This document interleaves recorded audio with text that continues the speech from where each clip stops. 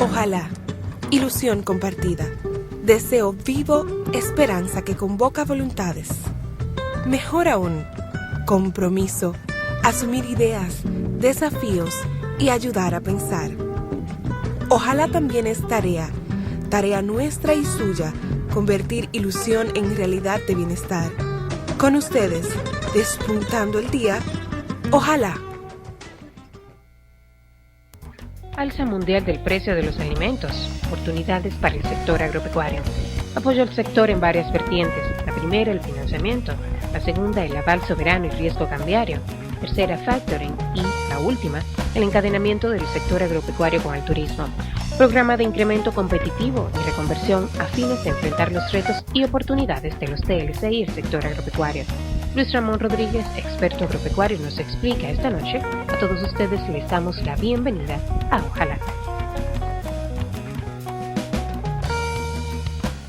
Hola, muy buenas a todos y a todas. Sean ustedes bienvenidos y bienvenidas a Ojalá. De 155 municipios que tiene la República Dominicana, 134 dependen o tienen un vínculo, por lo menos con un rubro de origen agropecuario. De modo que la agropecuaria es fundamental para la vida de los dominicanos y dominicanas en las ciudades, en la organización urbana de la riqueza, producción de riqueza, ¿no? Fundamental. Danilo Medina ha venido planteando la importancia que tiene retomar la agropecuaria como una política pública fundamental de la República Dominicana. Durante muchos años se ha venido descuidando la agropecuaria y nuestros productores han quedado solos, desamparados. Danilo Medina entiende que hay que reimportantizar la agropecuaria, por el dato primero que les di, pero también por tres razones fundamentales. Número uno, para crear empleos en el campo. Por esa razón fundamental, crear empleos en el campo, lo que evitaría la pobreza en el campo y la migración a las ciudades, desordenando todo el espacio territorial. Número dos, para garantizar la seguridad alimentaria del pueblo dominicano. Esto quiere decir el abastecimiento de los alimentos que necesita nuestro país, nuestro pueblo, para poder vivir. Y número tres, para producir las divisas que necesita nuestra economía, que también vía impuestos necesita el Estado, para devolverle a esos mismos productores agropecuarios en ayuda.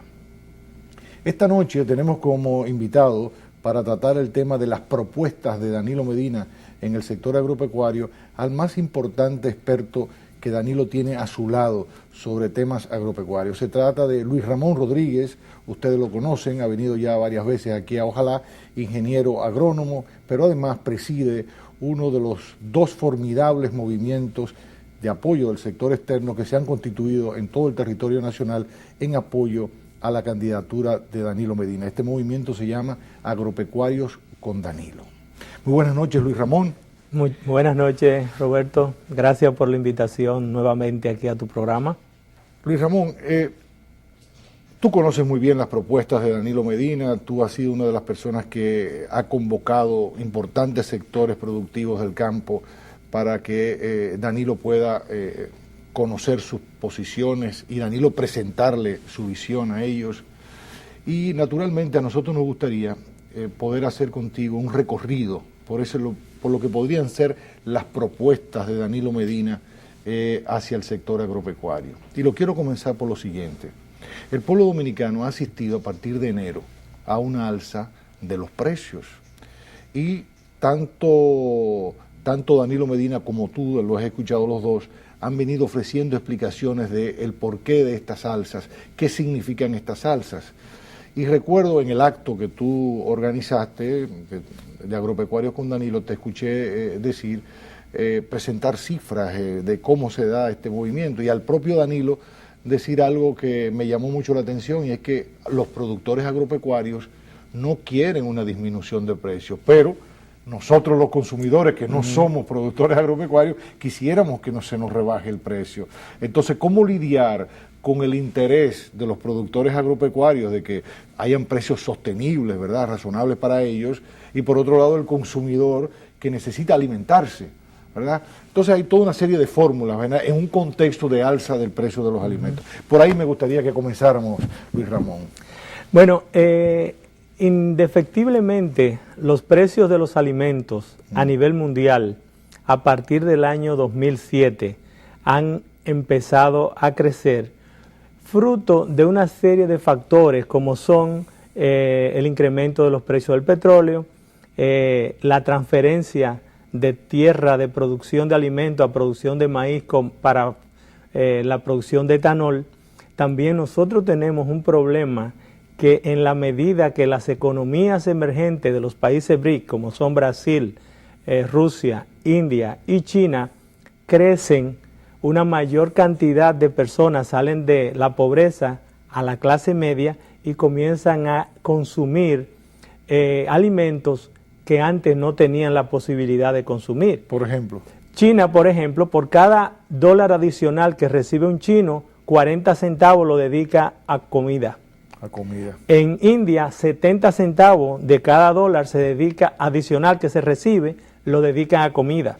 Escuché decir a Danilo de que, bueno, ese movimiento de pobreza a clase media en esos países significa comer más carnes, proteínas de origen animal. Es correcto. Y eso tiene una vinculación con la producción agrícola y mucha gente lo desconoce. No, porque es que básicamente tú tienes que, para alimentar a los animales, ya sea cerdo, pollos o vaca, que son las fuentes de proteína, tú tienes que producir cereales y tienes que producir soya. Entonces, por ejemplo, hoy día, cuando venía para acá, entré a la bolsa de Chicago para mirar los precios. Que es la bolsa donde se debaten los precios agrícolas. Internacionales, todos los precios agrícolas, soya, maíz, carne de cerdo, se debaten ahí, se comercializan ahí y están hacia la salsa, ambos, tanto el maíz como el pollo, la soya. Y eso lo que significa es costo de producción más alto para los productores nuestros, pero no solamente para los nuestros, también para los productores de Estados Unidos. Porque nosotros, los productores nuestros y los productores de Estados Unidos, compran en el mismo mercado. Claro. Por tanto, el precio es exactamente el mismo. Cuando suben los cereales, suben los costos de los productores de pollo, de cerdo y de carne de res, ¿verdad? Es así, por ejemplo. Entonces, que lo que tú decías, si los chinos y los ¿verdad? Los hindúes, bueno, no tanto por cuestiones religiosas, pero digamos los chinos comienzan a consumir más carne de cerdo, pues evidentemente hay mayor demanda de cereales para alimentar esos cerdos. Sí, así es. Por ejemplo, la conversión en pollo, para terminar un pollo tú necesitas 8 libras de alimento. 8 libras de cereales. Para tener un pollo de 4 libras, necesitas, o sea, una conversión de 2 a 1. Okay. O sea, 2 libras de alimento, ahí tú vas a tener cereal y soya. Okay. O sea, 2 de alimento por cada libra de carne. Okay. O sea, 8 libras de cereales y soya, eso se convierte en 1 libra de pollo. Es así. Okay. Es así. En un pollo de 4 libras. En un pollo de 4 libras. Sí. Que es el peso para salir al mercado. Para salir al mercado a unos 42 días de edad. Aunque tú una vez nos decías aquí que nuestros productores de pollo habían logrado niveles de eficiencia que habían bajado esos 42 días a cerca de 30 o 28. No, nosotros estamos alrededor de 40 días y cuando la situación se complica mucho, nosotros podemos sacar un pollo de 3.5 libras antes de tiempo. Okay. Hubo una vez en el año 2003, cuando los precios la tasa de cambio subió, se disparó, los precios se dispararon todo, que los pollos se sacaban con menos peso, porque así costaban menos y se hacían más accesibles a los consumidores. Porque no es lo mismo venderte un pollo de 4 libras que uno de 3,5 o 3,25. Claro. Te escuché decir, Luis Ramón, y me gustaría que tú explicaras esto, que el alza de los alimentos es una oportunidad. Y cuando uno oye a una persona decir eso, uno dice, pero este señor se tiene que estar volviendo loco. Explícanos.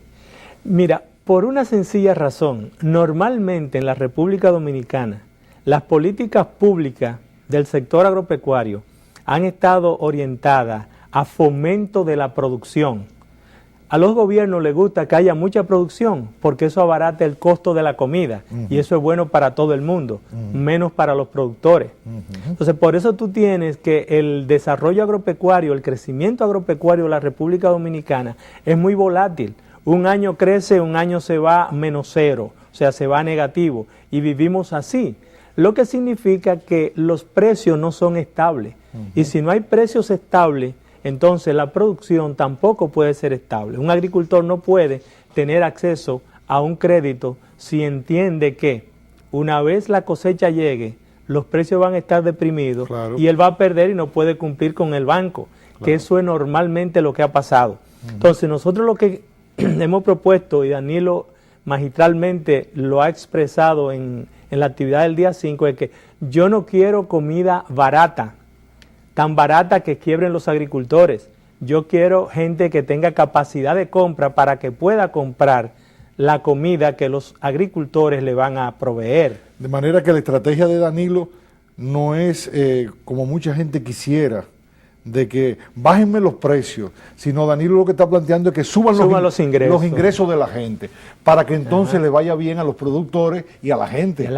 Muy bien. Y aquellos que no puedan tener ingresos suficientes, entonces las redes de protección del Estado, entonces tiene que entrar a trabajar ahí. Correcto, pero ya es un caso excepcional. Y eso sería ya la política de mitigación de pobreza.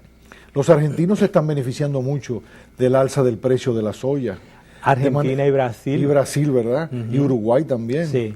De manera que si nosotros tenemos una estrategia de exportación efectiva, Luis Ramón, podríamos también aprovechar, porque escuché decir a Danilo que los precios no van a bajar. Los precios realmente no van a bajar. Y de hecho, si tú miras el índice de precios agroalimentarios de FAO, hoy está por 236 puntos. En el año 1990 comenzó en 100 puntos, duró hasta el 2006 alrededor de 120 puntos y hoy está en 236. 236. O sea, está más alto que el último pico que tuvo en el año 2008. Cuando la crisis... o sea, estamos más alto que cuando la crisis alimentaria del 2008. Y ese razonamiento que tú haces tiene razón de ser, porque si los países BRIC están constantemente mejorando el nivel de vida de su población, esos niveles de demanda de proteínas, de cereales, se va a mantener. Se va a mantener. Pero por el otro lado... ¿O va a crecer? Va a crecer. Por el otro lado, tú tienes 3 personas que nacen cada segundo. La población crece 3 personas cada segundo y tú cada 6 segundos, 7 segundos, tú tienes 1 hectárea de suelo agrícola que se pierde. ¡Wow! Entonces, tú tienes... ¿Pero que se pierde por qué, Luis Ramón? Se pierde por uso urbano, se pierde por salinización, se pierde porque inundación, se pierde por problemas de lixiviación de los suelos, erosión de los suelos. O sea, ¿Qué es la lixiviación de los suelos? Cuando viene un agua, por ejemplo, en una colina que está deforestada, cuando el agua viene, se lleva la capa vegetal. Nosotros estamos destruyendo a nivel global la capa vegetal a 5 veces más rápido que la velocidad de fabricación de capa vegetal que tiene la Tierra. Sí, porque la capa vegetal tarda mucho, ¿verdad? A 1 pulgada de suelo dura como 1000 años. Imagínate tú. Entonces, si tú la pierdes, es un problema. Entonces, para terminar con tu pregunta, la idea es que cuando los precios suben, tú tienes oportunidades. Incluso hoy día, muchos de los productos nuestros, como la leche, que no éramos competitivos, la leche está hoy a $4,650 la tonelada métrica de leche en polvo. Cuando tú hidratas 1 tonelada métrica, eso te hace 8,000 litros. O sea, es 1 a 8. Un kilo de leche te da 8 litros de leche hidratada. O sea, te sale como a 23 pesos el litro. Y ya hoy aquí se está pagando 19. Es decir, que la leche aquí adentro está como 6 pesos, 5 pesos más barata que la leche que antes era el problema, cuando estaba a 2,000 y pico. O sea, nosotros tenemos la oportunidad entonces de mejorar lo que estamos haciendo con las commodities, pero además nosotros tenemos la oportunidad y la obligación de hay una parte importante de los productores de commodities que van a tener que ayudar a ser reconvertidos y cambiar de, por ejemplo, hay mucha gente que produce arroz, pero bombeando con gasoil. No hay manera de que su costo puedan ser competitivos nunca. Entonces hay que buscarle una nueva opción para que él pueda producir otro cultivo que no necesite tanta agua, pero que lo pueda colocar de manera fácil en los mercados internacionales, que gracias a los tratados de libre comercio nosotros podemos exportar sin arancel y sin cuota a Estados Unidos y a Europa. Casi cuánto, 800 millones de pesos. Ahí hay casi 800 millones en esos dos mercados, 460 en Europa y unos 330 en Estados Unidos. Luis Ramón, quiero pedir tu permiso, tenemos que hacer una pausa. Ustedes no se vayan porque todavía queda hablar con Luis Ramón el tema del apoyo al sector agropecuario. ¿Cómo las propuestas de Danilo van dirigidas a apoyar eso, para que nuestros productores puedan lograr esos 3 objetivos que les ha trazado Danilo? Seguimos tratando el tema de las propuestas agropecuarias de Danilo Medina. Ya estuvimos hablando del alza de los alimentos con el experto agropecuario dominicano Luis Ramón Rodríguez, que también es presidente del movimiento, un amplio movimiento en todo el territorio nacional que agrupa productores agropecuarios y profesionales, naturalmente, con Danilo, que apoyan la candidatura de Danilo Medina. Luis Ramón, tú trajiste unas cifras sobre el tema del alza de los precios que me gustaría que nos la presentaras y si es preciso hiciera algún comentario. Veamos la primera. Ok, sí. En esta diapositiva, ajá, lo que nos dice es que si te das cuenta, la línea amarilla, que es las de abajo, la línea de abajo, ajá, que tiene el índice de precio de la FAO, es un índice de precio que trabaja con 5 productos: leche, o sea, productos de la leche, productos cárnicos, aceite, azúcar y cereales. Okay. Entonces ellos hacen un paquete y en cada una de esos grupos preparan un promedio que lo hacen mensualmente con 55 facturas de cada una de esos productos. Si nos damos cuenta, hubo estabilidad en los precios de los alimentos a nivel mundial hasta el año 2004, 2005, cuando comenzaron a subir, siguieron subiendo en el 2006, en el 2007 y en el 2008 llegamos al pico. Sin embargo, ahora en el 2011 sobrepasamos el pico del 2008, que fue lo más alto que nunca antes, desde que el índice se utiliza, que es el año 1990, hemos tenido. Si vemos, vamos a ver la siguiente gráfica. Entonces. La siguiente gráfica vemos que, como actualmente, los precios que más han subido es el del azúcar, le siguen las grasas vegetales, los cereales, los productos lácteos. Está en inglés, ¿verdad? Azúcar, sí, aceite, azúcar arriba, después grasas y aceite, después cereales, después productos lácteos, y abajo lo que menos ha subido es la carne. Pero aún así tiene una tendencia a subir de precio.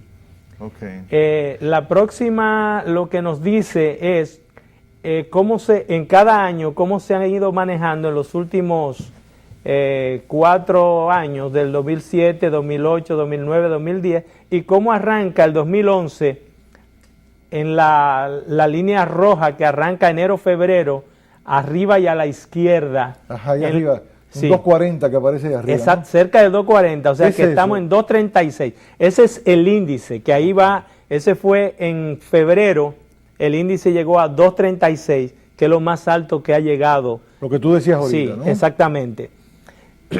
Entonces, ¿qué nosotros miramos y cómo Danilo ve la situación? Okay. Ese aumento en los precios de los alimentos posiblemente baje un poco en la medida en que, si los precios están altos, la cantidad de tierra arable que se va a dedicar a la producción para beneficiarse de esos precios altos va a incidir de alguna manera en una mejor oferta. Claro. Y los precios tenderán a estabilizarse, pero nunca serán a los niveles de antes de 2008. Entonces, la oportunidad que tiene la República Dominicana es de que nosotros tenemos una gran cantidad de tierra irrigable, de tierra arable, que no está siendo explotada al máximo. Y no lo está haciendo porque hay una cantidad de constreñimientos que tiene el sector que no le permiten crecer y desarrollarse. ¿Cómo plantea entonces, Danilo, cómo plantean ustedes superar esos constreñimientos? Danilo propone que lo primero es el crédito. Y junto con el crédito, el mercadeo. Porque uno de los problemas que nosotros tenemos es que nuestra capacidad de compra como nación es relativamente pequeña. Entonces nosotros tenemos que hacer un alto en el camino y repensar el sector. Nosotros hemos vivido de espalda a las exportaciones. Sí. Y tú puedes darte cuenta que los cultivos, los productores que se han orientado a exportar son los que mejor están. Claro. Si vamos a la línea noroeste, encontramos la gente de banano. Si vamos al Cibao Central, los pequeños y medianos productores de vegetales orientales, le está yendo muy bien. Hoy día no nos va mejor en caña porque no tenemos suficiente caña de azúcar plantada y debería ser una función del Estado volver a relanzar el sector azucarero a través de una joint ventures o alianzas estratégicas, tanto con capital local como con capital extranjero. ¿Tú presentaste ahí que el precio del azúcar ha subido? Cantidad, el precio del azúcar hoy día ha llegado a precios récord. La India tuvo una sequía muy grande, se cayó la producción y el consumo de India se disparó y los precios internacionales están en una situación fabulosa. Entonces, eso es parte de lo que nosotros hacemos. Cuando tú miras la próxima... Vamos a verla. La próxima diapositiva que entonces, traje... tú lo que entiendes es que el elemento desencadenante sería el crédito. Ese es el elemento que desencadenaría todo un proceso de creación de riqueza, de creación de empleos en el campo. Sí, porque hay una razón. Es que la agropecuaria a la que nosotros debemos apostar es vegetales y frutas frescas de exportación. Mercado americano ahí mismo, ¿no? Estados Unidos o Europa. Ahora, ¿cuál es el problema? El problema estriba en que, por ejemplo, para cualquiera de los dos rubros, o sea, de los dos grupos de rubros, nosotros necesitamos financiamiento de largo plazo. ¿Por qué? Porque, por ejemplo, para tú establecer una plantación de mangos o de aguacate, tú necesitas un mínimo de 7 años. Para comenzar a producir. Para comenzar a producir de manera comercial. Okay. O sea que el préstamo tiene que ser, ¿verdad? Claro. A largo plazo. Sí. Igualmente con la parte de vegetales frescos, cuando tú le financias a un invernadero cuesta alrededor de $30 el metro cuadrado, y eso es lo que te dice que para 10,000 metros cuadrados, que es una hectárea, que son 16 tareas, tú necesitas como $300,000. Esos son casi 11 millones de pesos. Entonces, un préstamo de 11 millones de pesos, un agricultor con una hectárea de invernadero no lo puede pagar en el corto plazo. Entonces, fíjate cuál es la situación. El Banco Agrícola, que es que financia el 54% de todo el financiamiento del sector, tiene 7,000 millones de dólares alrededor, de pesos alrededor de eso. ¿Eso cuánto es? No, son pesos, 7,000. Digo yo, pero porcentualmente. Eso es... 12, 14% de las necesidades. La necesidad son alrededor de 37,000 millones de pesos, o sea, el 12 como el 30%. Pero fíjate qué pasa, él presta 7,000 millones, que es lo que tiene, pero hay 4,000 millones que son de los depositantes. Okay. O sea, que él realmente en sus activos tiene alrededor de 3,000 millones. Entonces, él tiene que pagar intereses por los 4,000. Claro. Entonces, él no puede realmente prestar a largo plazo. Por eso Danilo lo que está proponiendo es aval soberano del Estado para que el Estado pueda, a través de la banca privada, financiar esos proyectos de largo plazo. ¿Qué quiere decir aval soberano?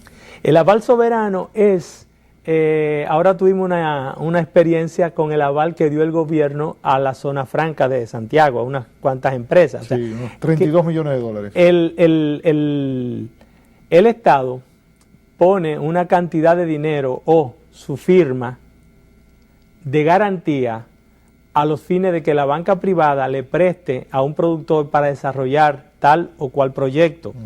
En caso de que él por alguna razón no pueda pagar, entonces el banco, o ya sea local o internacional, pues accede a los fondos que tiene guardado el Estado para pagar ese Y préstamo. así no se perjudican los accionistas del banco.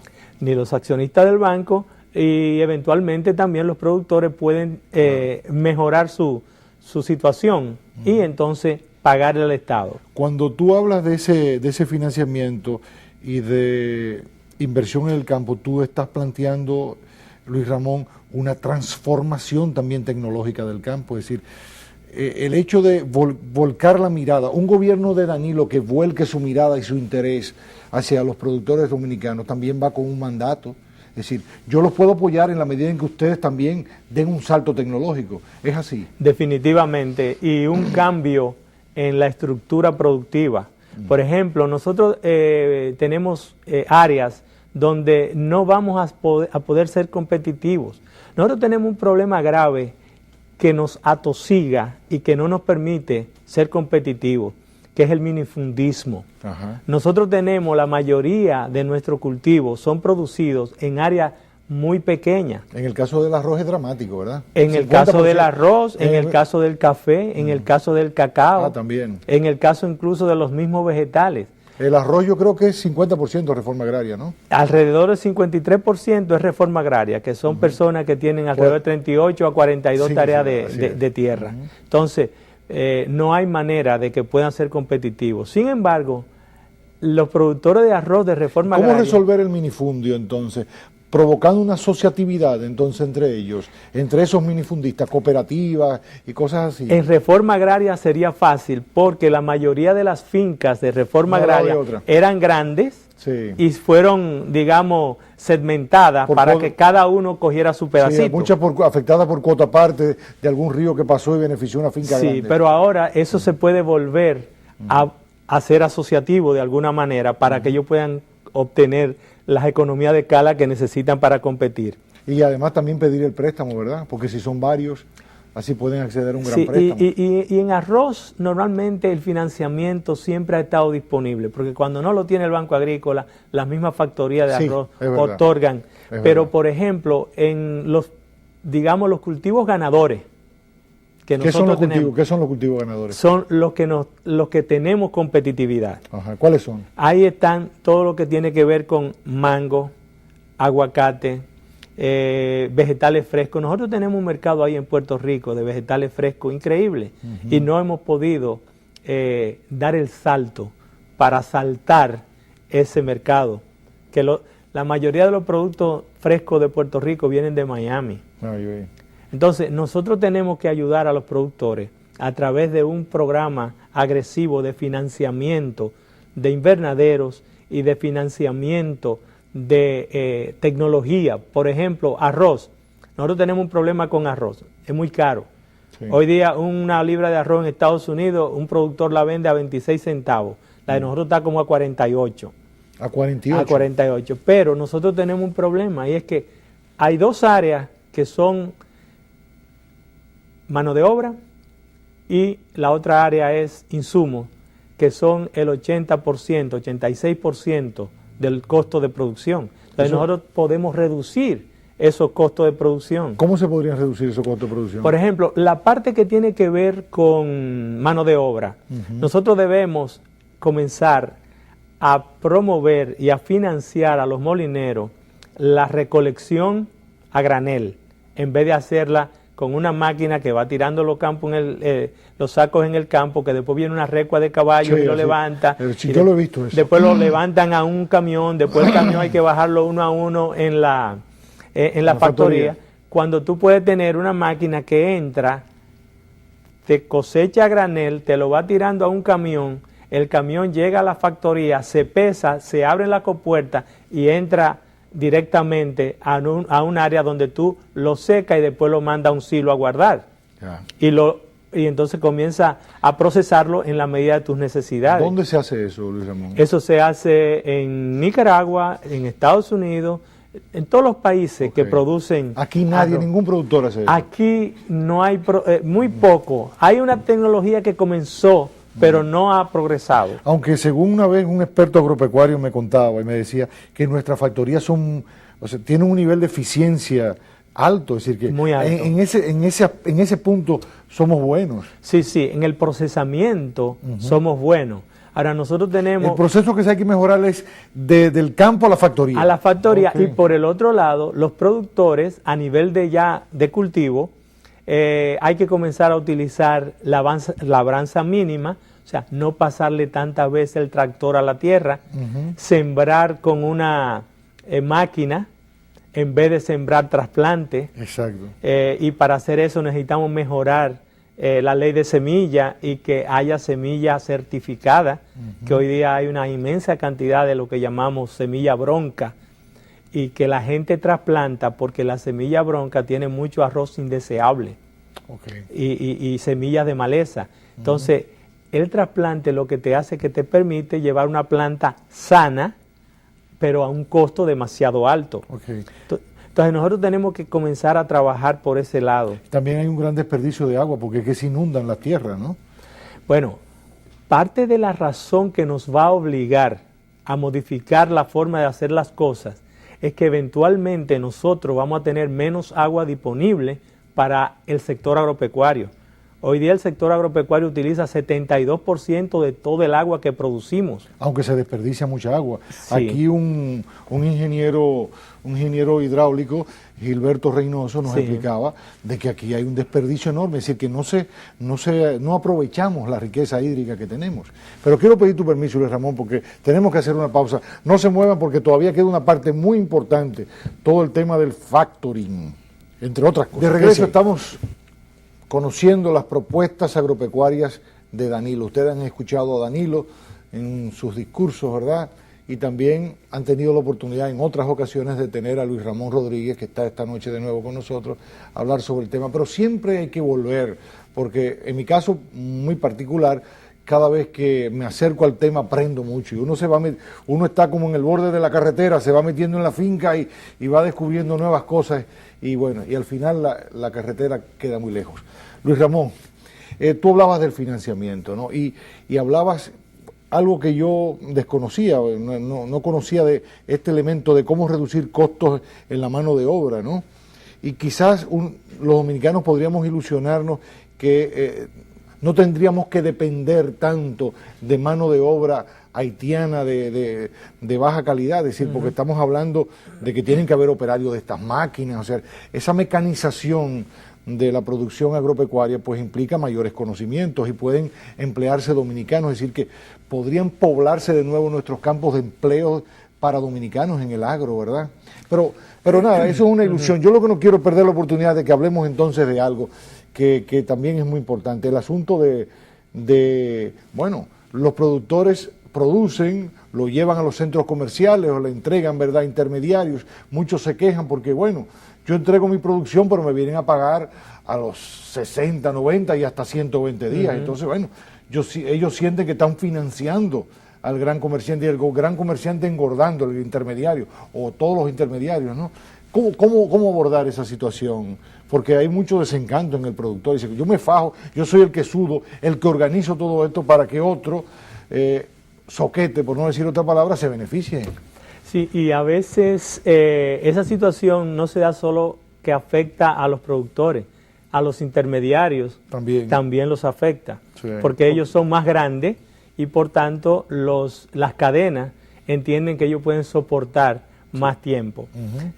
Para ambos casos, Danilo está proponiendo lo que en el comercio se conoce como factoring, que es algo que ya se ha utilizado mucho tiempo atrás aquí en la parte del financiamiento de vehículos. Había una gran compañía antes que todos los dealers vendían sus vehículos a crédito, entonces iban y vendían los pagarés a esa compañía. Bueno, Danilo lo que propone es básicamente una ventanilla donde los intermediarios o los productores que le otorguen crédito a una cadena o a alguien que necesite 90 o 120 días, ellos van y llevan su factura y le descuentan un pequeño porcentaje para gastos administrativos y le entregan su dinero. Y el Estado, a vencimiento de factura, cobraría al comprador original. Entonces el agricultor o el intermediario puede coger la plata, regresar, entregarle, pagarle al productor, o el productor tener sus dineros para comenzar a trabajar de nuevo en la producción. O sea que el hecho de que se otorgue un crédito privado no mortifique ni reduzca la capacidad productiva del hombre del campo. Claro. El tema del encadenamiento, en su discurso Danilo una y otra vez repite la importancia que tiene el sector agropecuario en el sentido de que puede vincularse a otros sectores y sobre todo al sector que le llama la locomotora del desarrollo, que es el turismo. Él habla de que, bueno, si le vendemos al turismo estamos exportando en el territorio dominicano. Explícanos este proceso. Nosotros tenemos en la República Dominicana alrededor de 4 millones de personas, de turistas que nos visitan, con un promedio de alrededor de 9 días de estancia o de estadía. Eso equivale a una población de casi 250, permanente, de 250,000 personas. Que no son dominicanos, que son sí, o sea, que son 250,000 consumidores de alto consumo. Correcto. Serían como de 8 en B. Cuando el promedio seríamos como de 4, ¿verdad? Sí. Entonces, tú tienes 250,000 de personas que permanentemente te hace una demanda de alimentos muy alta. Con ese volumen de personas, nosotros estamos actualmente vendiendo alrededor de 18,000 millones de pesos a los resorts. Pero en la medida que nuestros agricultores mejoran la calidad y también el portafolio de opciones para ofertarle a los resorts se amplía, nosotros podemos seguir incrementando eso. ¿Hasta cuándo? Pero si nosotros pudiéramos, hay un estudio que hizo la YAD, dice nosotros podemos... La Junta Agroempresarial Dominicana. Sí, que podemos crecer 25% con con ese mismo volumen de... Con los mismos 4 millones. Sí. Ahora, si nosotros duplicáramos eso, o lo lleváramos a 2 veces y media, 10 millones. A 10 millones, como dice Danilo, pues entonces nosotros pudiéramos estar hablando de cerca de 100,000 millones de pesos en bienes agroalimentarios, lo que crearía una dinámica tremenda, incluso... ¿Con qué porcentaje de abastecimiento del sector de los hoteles? ¿Más de un 80-90% sería eso? Eso sería cerca de un 80% del abastecimiento en comida, de vegetales, frutas, leche y productos cárnicos. Incluso eso haría una presión fuertísima sobre los productores porque tendrían que básicamente duplicar. Nosotros tenemos, por ejemplo, carne de res. Nosotros tenemos 2 millones de reses en el país. Pero si tenemos de buenas a primeras en un proyecto de crecimiento turístico, que nosotros doblemos la cantidad de carne que tenemos que venderle a los resorts, tendríamos básicamente que duplicar también la cantidad de reses para los mataderos. Perdóname, Luis Ramón, mientras tú has estado hablando, Mabel ha estado presentando imágenes de aquel acto en el que organizaron de ustedes en apoyo a la candidatura de Danilo, Agropecuarios con Danilo. Hay un tema, y yo quisiera que doña Mabel esté alerta, hay un tema, Luis Ramón, tú has planteado un panorama que muchos dirán, bueno, pero esto es idílico, esta apuesta de Danilo, esto que dice Luis Ramón, eso es como pajaritos en el aire, porque en un país como este, situado en el Caribe, en el mismo trayecto de los huracanes, razón tienen los bancos de no prestarle a los productores agropecuarios porque hay una situación de incertidumbre. Tú tienes cifras, que has traído una cifra que me gustaría ver para presentar a nuestro público. ¿Cómo se resolvería eso, no? Abordar esa situación de vulnerabilidad que tiene la producción agropecuaria, que explica mucho de la actual situación que hay. Si doña Mabel nos presenta esas gráficas, se lo agradeceríamos. Bien, la situación del sector agropecuario de la República Dominicana ciertamente es de alta vulnerabilidad debido a que nosotros estamos definitivamente en el centro de lo que es la ruta de los huracanes. Sin embargo, si nosotros careciésemos, como hasta ahora lo hemos carecido, de un sistema de seguro agropecuario como el que se necesita, entonces cualquier tipo de inversión sería de origen, o sea, la inversión sería muy tímida y solamente en las áreas donde posiblemente haya mucho mayor seguridad. Estamos hablando de que entonces es fundamental el tema del seguro agropecuario, ¿no? El seguro agropecuario, que ya hace 2 años, el 25 de abril va a cumplir 2 años la ley, la 15407, algo así. Perdón, esta no es la gráfica que necesitamos ver es la última sobre el riesgo sobre los huracanes, ¿verdad, doña Mabel? Perdón que te interrumpiera porque... Sí.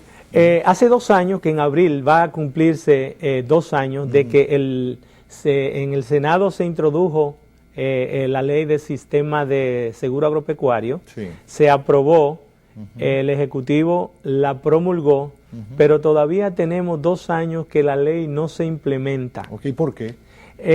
Posiblemente... Hay uno que está Emilio Olivo. Emilio está en Agrodosa, que funciona como el único seguro agropecuario que hasta ahora tiene el país, pero Agrodosa es una entidad que, aunque no pertenece al Estado, 90% de sus acciones son del Estado. Okay. Luis Ramón, esta es la gráfica que se... No se ve muy bien, pero lo que explica exacto, es que, por ejemplo, en la República Dominicana, la agricultura está dividida en 8 regionales, y de las 8 nosotros tenemos que en 4 de ellas los riesgos por huracanes son altos. 4 zonas. 4 zonas. Son regiones. Altos. Sí, la región sur, ¿cuáles serían? La región central, la región este y la región suroeste. Okay. Esas son las 4 regiones donde los riesgos son más altos. ¿Dónde estamos a nivel medio y dónde es muy bajo? A nivel medio estamos en el nordeste y estamos muy bajo en la parte norcentral, que sería la parte de Puerto Plata, Santiago y el norte de La Vega. También es bajo en el noroeste y es medio en el norte.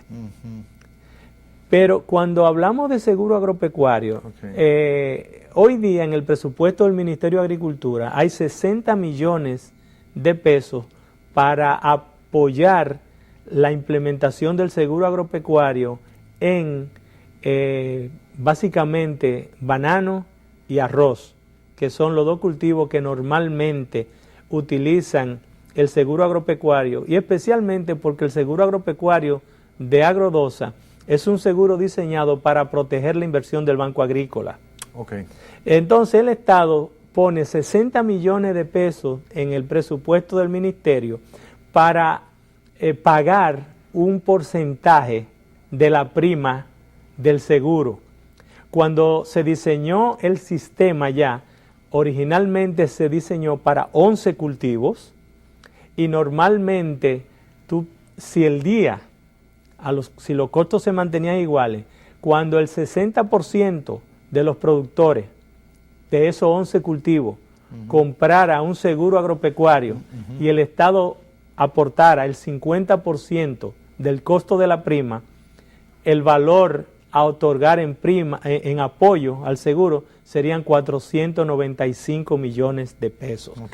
Lo que nosotros entendemos es que como el seguro comienza bien pequeño, que hay una inmensa cantidad de gente que no lo va a comprar porque no lo necesita, la gente que está produciendo para el mercado, eso lo van a comprar, pero los pequeños productores no van a comprar seguro posiblemente.